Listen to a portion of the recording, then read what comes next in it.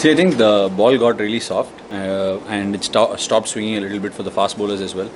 And we identified the fact that we needed to keep the runs in check and also keep things quiet so that when one wicket fell, we could really capitalize on it. And even before the game, we had identified this as a phase where runs would go. And we were always stacking it up for the second new ball to come. So we were really prepared to take the game as deep as possible, and that's what Test match cricket is all about. And I think we, as a unit, stuck to it pretty well. Especially in the last couple of Test matches, this one and the one at Pisara, I think Ishant bowled exceptionally well. And there were a few spells where it felt like the batsman couldn't even touch the ball. So that's how well he was bowling. And when those kind of things happen, we know pretty much that pressure is going to build on from both sides, and we try and feed off each other's spells from the other side. And it's a great thing. But there is a long way to go as far as I can see it, and we need to get such consistent periods all through the day. It's very difficult to actually maintain it through a 3-session period in a day, and teams that do that eventually go on to become champion sides. And I think that's one thing we can really focus on going forward. Get the act together, and every bowler will have a bad day, but it's very important to identify what is a mistake and to be actually help them out of that particular phase. So we tried doing that with a little bit with Umesh this game. Umesh, I thought, bowled some wonderful spells in this game. So we are trying to be more interactive, and Virat is really embracing the fact that we need to communicate very well with each other, and that's one aspect that's really come a long way in this tour. The headphones is wireless. It's $23,000. I better use it. So that's not one of the reasons. I like to listen to music in the morning, and that's one thing. One reason why I wear it. And yes, you're right to a certain degree. Over the last 10 or 12 months, I've been more focused on the Test match game. Especially, I've realized I came to terms with the fact that Test match cricket is no child's play, and I wanted to be serious in every aspect of the game and be as focused as possible.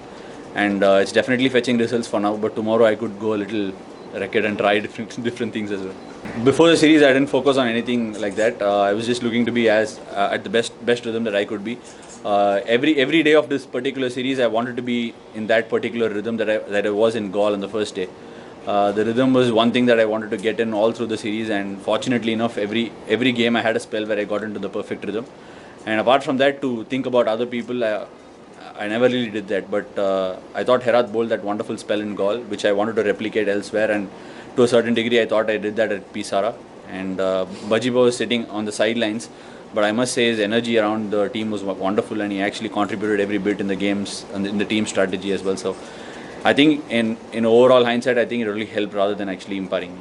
See, the heat was very testing here for starters. So I mean, ideally a 3 or 4 over spell is not perfect for a spinner, but I think it's also the fact that he just mentioned some time ago that when you're playing 5 bowlers, one bowler gets under-bowled. It's not very often that you find, if you look up the scoreboard today, everybody had bowled around the 14 to 19 over mark. So if you needed that final thrust, we were all there to actually give that final thrust. And that's one positive side of it. And I think there will be days when you actually bowl a longer spell, which happened at the last game as well. So I think it's also about coming to terms with what kind of a spell I would like and what kind of spells he likes to operate me in. So it's about a comfort factor. I think we'll develop it over a period of time. As it is, we have no qualms in talking and discussing. I go and tell him whatever I feel like on the field. So it's great in that angle. Thankfully, both at Pisara and here, Sri Lanka bowled first. So I was taking a very close look at what Herat was doing.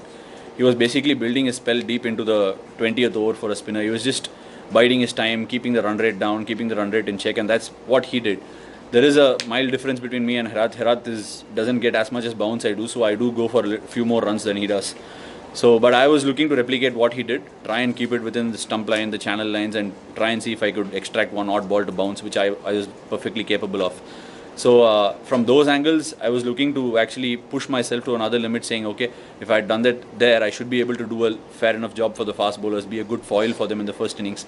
Thankfully, they just bundled them out in the first innings. I didn't have to do much. And second innings, I knew winning a Test match on the final day, there is a certain bit of responsibility attached to the spinner, so I wanted to take the mantle up. I have to be very thankful to the team management and the coaches. I've been struggling with the tennis elbow issue, and I've had to make some technical adjustments to my batting, and it's taken a bit of time. I wanted to contribute. Unfortunately, it didn't turn out. I just couldn't spend enough time in the middle. But yesterday was one such day where the game situation demanded me to put everything behind and watch the ball closely. So I did it, and thankfully it came off really well. I thought I struck the ball really well yesterday.